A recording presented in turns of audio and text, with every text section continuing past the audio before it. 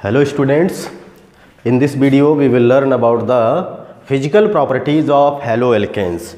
तो haloalkanes की physical properties क्या होती हैं? How can we identify haloalkanes physically? Physically means जैसे उसकी फिजिकल प्रॉपर्टीज में उसका स्टेट है, स्मेल है, कलर है, solubility, density, melting point, boiling point. These are the different number of physical properties by which we can identify the haloalkanes. तो सबसे first इसमें प्रॉपर्टी है फिजिकल स्टेट एंड स्मेल. किस तरह से ये पाए जाते हैं, इनकी स्टेट क्या होती है, स्मेल क्या होती है. तो फर्स्ट है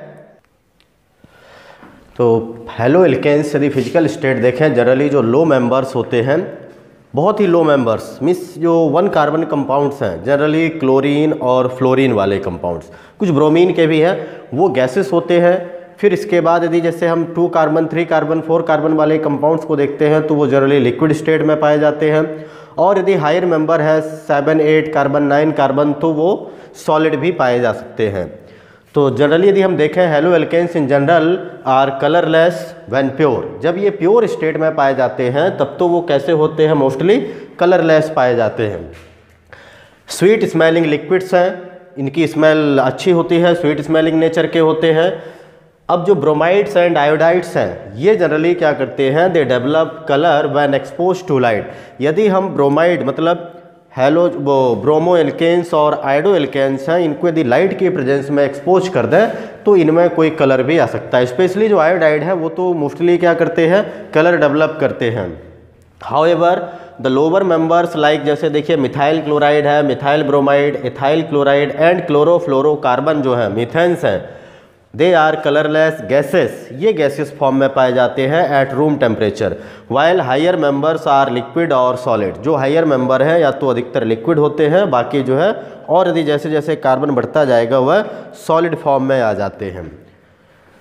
सेकेंड प्रॉपर्टी है इनकी सॉल्युबिलिटी. तो सॉल्युबिलिटी देखेंगे, हैलोएल्केन्स जनरली क्या होते हैं, ये पोलर नेचर के होते हैं. कैसे पोलर नेचर के हो जाते हैं, due to the difference in electronegativity. तो they become semi polar in nature. पूरी तरह से तो पोलर नहीं है बट सेमी पोलर नेचर के होते हैं. इन पर क्लोरीन जैसे हैलोजन एटम पर आ जाएगा स्लाइटली नेगेटिव चार्ज हो जाते हैं, नेगेटिवली चार्ज ये एक एंड बन जाता है. और कार्बन जो है ये कौन सा बन जाएगा, स्लाइटली पॉजिटिवली चार्ज एंड वाला पार्ट बन जाएगा इसका. तो इस तरह से ये डिफरेंट इलेक्ट्रोनेगेटिविटी होने के कारण ये इसकी पोलैरिटी बढ़ जाती है. और जब ये पोलैरिटी बढ़ जाती है तो यह आयनिक कंपाउंड्स के जैसा बिहेव करता है. मतलब ये वाटर में लेकिन पूरी तरह से आयनिक नहीं है, वैसे तो क्या है ये कोवेलेंट ही है. लेकिन इसकी जो सॉल्युबिलिटी है वो थोड़ा बहुत उसमें पाई जाती है वाटर में, but they are readily soluble in organic solvent due to ionic in nature. क्योंकि कंप्लीट यहाँ पर वह हाइट, इसको अब यदि सॉल्युबल होना है तो सॉल्युबिलिटी के लिए ज़रूरी है कि ये क्या करें, उसमें सबसे पहले किसका फॉर्मेशन कर दें, ये बनाएं, हाइड्रोजन बॉन्ड बनाना होगा. तो हाइड्रोजन बॉन्ड यदि नहीं बना पा रहे हैं इसका मतलब है कि वह उसमें ज़्यादा सॉल्युबिलिटी नहीं होगी. तो यदि इसको सॉल्युबिलिटी बनाना है तो निश्चित है कि यहाँ पर हमें ज़्यादा से ज़्यादा उसमें हाइड्रोजन बॉन्ड, लेकिन यहाँ पर कोई फ्लोरीन को छोड़ करके ना तो क्लोरीन, ब्रोमीन, आयोडीन कोई भी हाइड्रोजन बॉन्ड नहीं बनाता है. तो लेकिन जो फ्लोरीन मॉलिक्यूल है वो हाइड्रोजन बॉन्ड बना सकता है, बट उसके बॉन्ड को ब्रेक करना जो है आसान नहीं होता है due to the high electronegativity of fluorine. तो वहाँ पर देखा जाए सॉल्वेशन एनर्जी ज़्यादा नहीं होती है. तो इस तरह से haloalkanes are very slightly soluble in water. क्योंकि सॉल्युबिलिटी का एक प्रिंसिपल भी है कि like dissolve like, means polar compound dissolve in polar solvent and non polar compound dissolve in non polar solvent. तो इस तरह से देखा जाए तो सॉल्युबिलिटी के आधार पर ये नॉन पोलर कंपाउंड है. तो non polar solvent means organic solvent में ही ये ज़्यादा से ज़्यादा क्या हो सकते हैं, डिज़ोल्व हो सकते हैं. जबकि तो जैसे जैसे देखिए डेंसिटी वो मतलब फ्लोराइड थोड़ा सा ज़्यादा सॉल्युबल होंगे, क्लोराइड और कम, ब्रोमाइड हैं, और सबसे कम तो हो जाते हैं आयोडाइड, क्योंकि वैसे भी मास यहाँ पर क्या होता है, बढ़ जाता है. नेक्स्ट प्रॉपर्टी है डेंसिटी. डेंसिटी में मीन्स जो सिंपल फ्लोरो एंड क्लोरोएल्केन्स हैं they are lighter than water, while bromides, iodides and polychloro derivatives, मतलब जो क्लोरीन एक से ज़्यादा कंटेनिंग क्लोरीन कंपाउंड है, they are called polychloro compounds, they are heavier than water, वो पानी से ज़्यादा भारी होते हैं। मतलब वैसे तो अधिकतर ऑर्गेनिक कंपाउंड्स हाइड्रोकार्बन्स क्या होते हैं, लाइटर देन वाटर ही होते हैं, लेकिन यदि आप हेलो एल्केन्स ले रहे हैं वो भी जनरली लाइटर देन वाटर हैं, except the bromides, iodides and polychloro derivative. अभी देखिए डेंसिटी किस तरह से यहाँ पर इंक्रीज़ हो रही है, जैसे जैसे एटॉमिक मास बढ़ता जाता है डेंसिटी इंक्रीज़ होती है। जैसे फ्लोरीन है, क्लोरीन है, ब्रोमीन है, आयोडीन, इसमें आप डाउन द ग्रुप जाते हैं, उन हेलोजेंस में उनका एटॉमिक मास बढ़ता जाता है, तो एटॉमिक मास बढ़ता जाएगा, डेंसिटी भी इंक्रीज़ होती है। इसी तरह से यदि हम नीचे देखें CH3I, CH3, CH2I, CH3, मतलब नंबर ऑफ कार्बन एटम बढ़ रहे हैं, तो as when the size of alkyl group increases the density also increases. तो यहाँ देखिए एक कार्बन, यहाँ दो, यहाँ तीन कार्बन है, तो इस तरह से ये नंबर ऑफ कार्बन एटम्स की या एल्काइल ग्रुप की संख्या बढ़ने से भी डेंसिटी इंक्रीज़ हो रही है। अच्छा नेक्स्ट देखिए, जैसे CH3Cl, CH2Cl2, number of halogen atom यदि बढ़ता है, मतलब मास यहाँ पर भी बढ़ता जा रहा है, तो नंबर ऑफ हेलोजन एटम बढ़ने से डेंसिटी वहाँ भी इंक्रीज़ होगी, क्योंकि हाइड्रोजन का मास तो बहुत कम होता है। अब हाइड्रोजन के मास की जगह पर हम क्या ले रहे हैं, यहाँ पर हेलोजन ले रहे हैं, तो all halogens have greater atomic mass than hydrogen. तो इस तरह से डेंसिटी बढ़ती जाती है। अभी नेक्स्ट प्रॉपर्टी है मेल्टिंग एंड बॉइलिंग पॉइंट।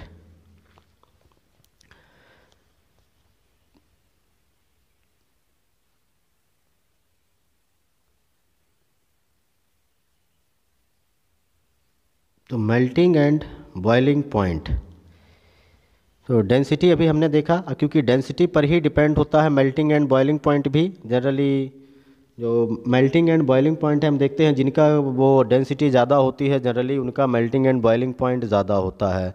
अब यदि हम हेलो एल्केन्स को देखते हैं, तो हेलो एल्केन्स जनरली क्या होते हैं, they are polar in nature due to the difference in electronegativity of carbon and halogen. Carbon possesses negative charge while alkyl मतलब R possesses positive charge.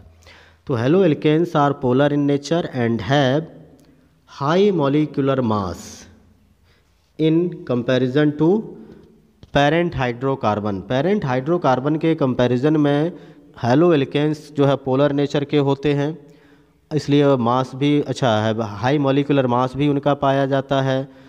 So due to the intermolecular force of attraction between the molecules of haloalkanes, the force of attraction between the molecules of haloalkanes are stronger. As a result, the melting and boiling point are higher than parent hydrocarbon. इसलिए इनका parent hydrocarbon के comparison में ज़्यादा होगा। क्यों ज़्यादा होता है, क्योंकि आप देखिए जैसे यदि जैसे जैसे क्या होता है मॉलिक्यूलर मास बढ़ता है, मतलब सरफेस एरिया भी बढ़ जाता है। सरफेस एरिया बढ़ने से van der Waals force of attraction increase होता है। वंडरवाल फोर्स ऑफ अट्रैक्शन यदि इंक्रीज़ होता है, मींस जो फोर्स ऑफ अट्रैक्शन है, it gives the strength between the molecules. तो जैसे अभी हमने देखा फ्लोराइड है, क्लोराइड, ब्रोमाइड और आयोडाइड, जैसे जैसे एटॉमिक मास बढ़ता गया उसका देखिए बॉइलिंग पॉइंट भी इंक्रीज़ होता जा रहा। 194.6 है, फिर क्लोराइड का है 248.8, ब्रोमाइड का 276.6 और आयोडाइड का 315.4, लगातार इंक्रीज़ होता जा रहा है जैसे जैसे हैलोजन का एटॉमिक मास बढ़ रहा है। तो आप ये लिख सकते हैं कि जैसे जैसे हैलोजन के मास हम बढ़ाते जाएंगे और नंबर ऑफ कार्बन यदि कांस्टेंट रखते हैं तो भी बॉइलिंग पॉइंट बढ़ता है, क्योंकि एटॉमिक मास बढ़ने से सरफेस एरिया बढ़ जाता है और सरफेस एरिया बढ़ने से वंडरवाल फोर्स ऑफ अट्रैक्शन भी लगातार इंक्रीज़ हो रहा है। तो इस तरह से ये इंक्रीज़ होते जाता है बॉइलिंग पॉइंट। नेक्स्ट देखें जैसे CH3Cl, CH2Cl2, CHCl3, CCl4, यहाँ भी हैलोजन कंटेंट बढ़ रहा है। तो हैलोजन कंटेंट बढ़ने से निश्चित है मास बढ़ेगा, सरफेस एरिया भी बढ़ेगा और सरफेस एरिया बढ़ने से फिर फोर्स ऑफ अट्रैक्शन बढ़ता है, जिससे melting and boiling point increase होता है। अच्छा, इसके बाद जैसे ये नेक्स्ट है हमारा ये CH3Cl, CH3 CH2Cl CH3 CH2 CH2Cl। तो CH3Cl जैसे जैसे अब सीधा सीधा है कि यदि हम यहाँ पर क्या करते हैं, एटॉमिक मास यदि बढ़ाते हैं, मतलब उसका यदि लेंथ यदि बढ़ता जा रहा है कंपाउंड का, तो उससे उसके सरफेस एरिया बढ़ता है। सरफेस एरिया बढ़ने से क्या इंक्रीज हो जाता है, van der Waals force of attraction. और van der Waals force of attraction से मॉलिक्यूल मॉलिक्यूल के बीच का फोर्स ऑफ अट्रैक्शन स्ट्रॉन्ग हो जाता है, जिसकी वजह से यह melting and boiling point increase हो रहा है। तो जैसे यहाँ पर देखिए एल्काइल ग्रुप में लॉन्ग चेन होते जा रही है, वो लॉन्ग चेन होने की वजह से ही क्या हो रहा है, मेल्टिंग एंड बॉइलिंग पॉइंट बढ़ता जा रहा है। तो ये जनरल कॉन्सेप्ट है मेल्टिंग एंड बॉइलिंग पॉइंट का, और ये लगभग आपको हर चैप्टर में इस तरह से देखने को मिलेगा मेल्टिंग एंड बॉइलिंग पॉइंट का। और इसमें कहीं पर भी है यही कॉन्सेप्ट का यूज करना है, increase in surface area and increase in the wonder वाल strength of wonder Waals force of attraction. तो नेक्स्ट जैसे यदि हम आइसोमेरिक एल्काइल हैलाइड लेते हैं, यहाँ पर यदि इनका मेल्टिंग एंड बॉइलिंग पॉइंट देखते हैं, तो यहाँ अब आइसोमर्स तो मतलब वे कंपाउंड हैं जिनका मॉलिक्यूलर फार्मूला सेम होता है, जबकि स्ट्रक्चरल फार्मूला डिफरेंट होता है। तो आइसोमेरिक एल्काइल हैलाइड्स के लिए यह है कि बॉइलिंग पॉइंट जनरली डिक्रीज होता जाता है with branching as the branching increases, क्योंकि ब्रांचिंग मान लीजिए कोई लॉन्ग मॉलिक्यूल है, अभी यदि मान लीजिए उसमें ब्रांचिंग क्या हो रही है, लगातार यदि घटते जा रही है, ब्रांचिंग बढ़ते जा रही है, तो ब्रांचिंग बढ़ने से क्या होगा, सरफेस एरिया कम हो जाता है। जैसे लॉन्ग मॉलिक्यूल है, ब्रांचिंग साइड हमने छोटे छोटे साइड ब्रांच में उसको लगा दिया तो कॉम्पैक्ट हो जाएगा। मॉलिक्यूल कॉम्पैक्ट होने की वजह से सरफेस एरिया घट गया और इससे उसका wonder Waals force of attraction भी घट जाएगा। यही कारण है कि on increasing the branching the boiling point of molecules decreases. Boiling point molecule के क्या होते हैं, डिक्रीज होते हैं। ब्रांचिंग बढ़ने से सरफेस एरिया कम होता है, सरफेस एरिया कम होने से wonder Waals force of attraction भी डिक्रीज होता जाता है। तो consequently the branched boiling point of branched chain compound is less than those of the straight chain compounds. तो स्ट्रेट चेन कंपाउंड्स के कंपैरिजन में हमें क्या मिलेगा, यहाँ पर ये बॉइलिंग पॉइंट ब्रांच्ड चेन का कम मिलेगा। जैसे एग्जांपल देखिए, आइसोमर लिया हुआ है, इस आइसोमर में CH3 CH2 हमने एक लॉन्ग चेन नो ब्रांचिंग, तब 375 केल्विन था।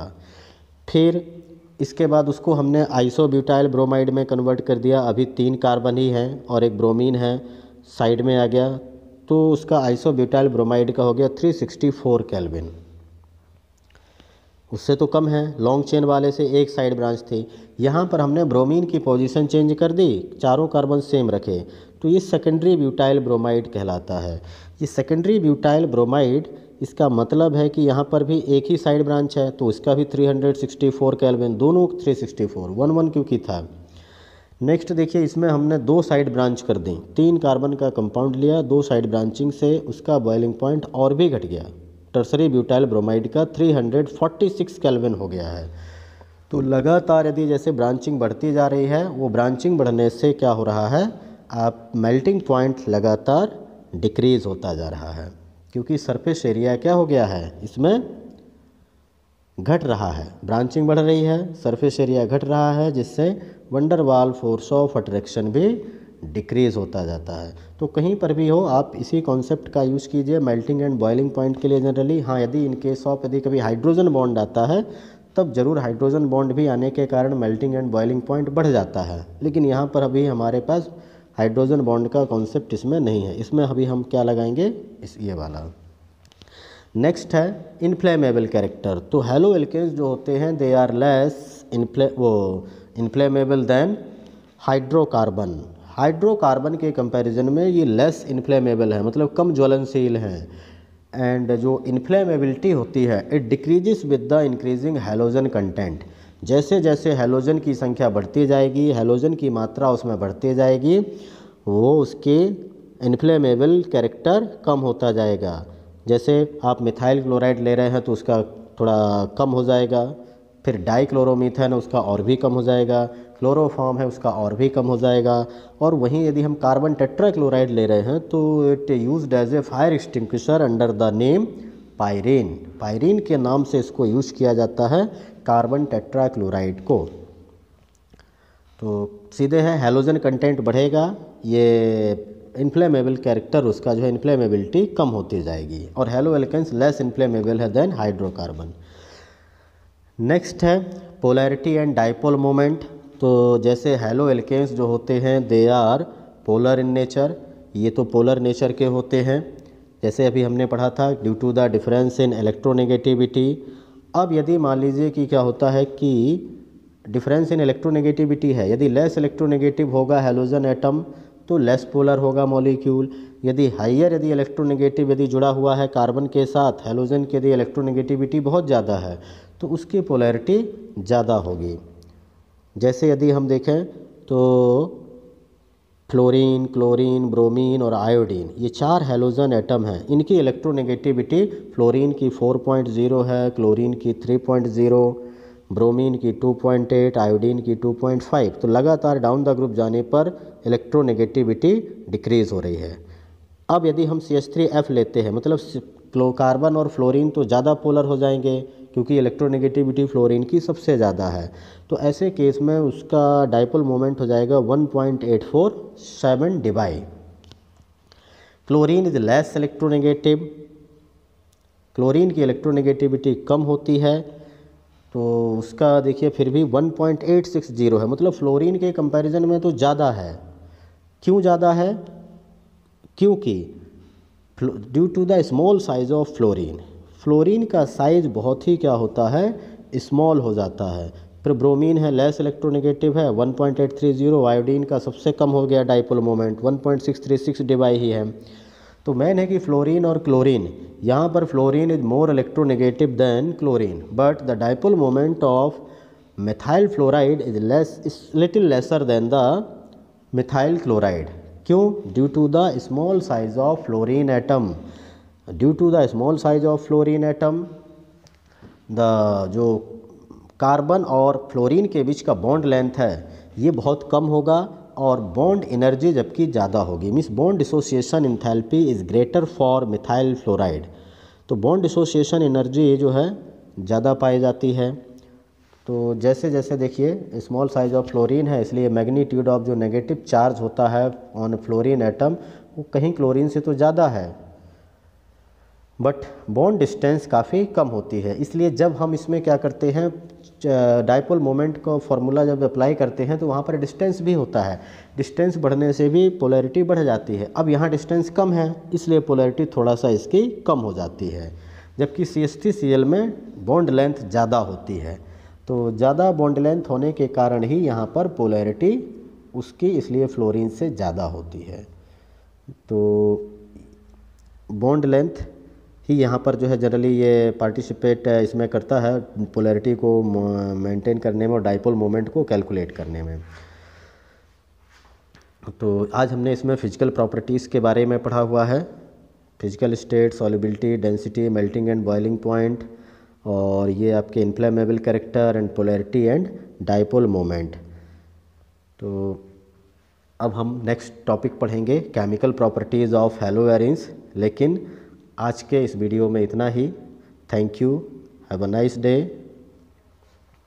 Okay, once again thank you.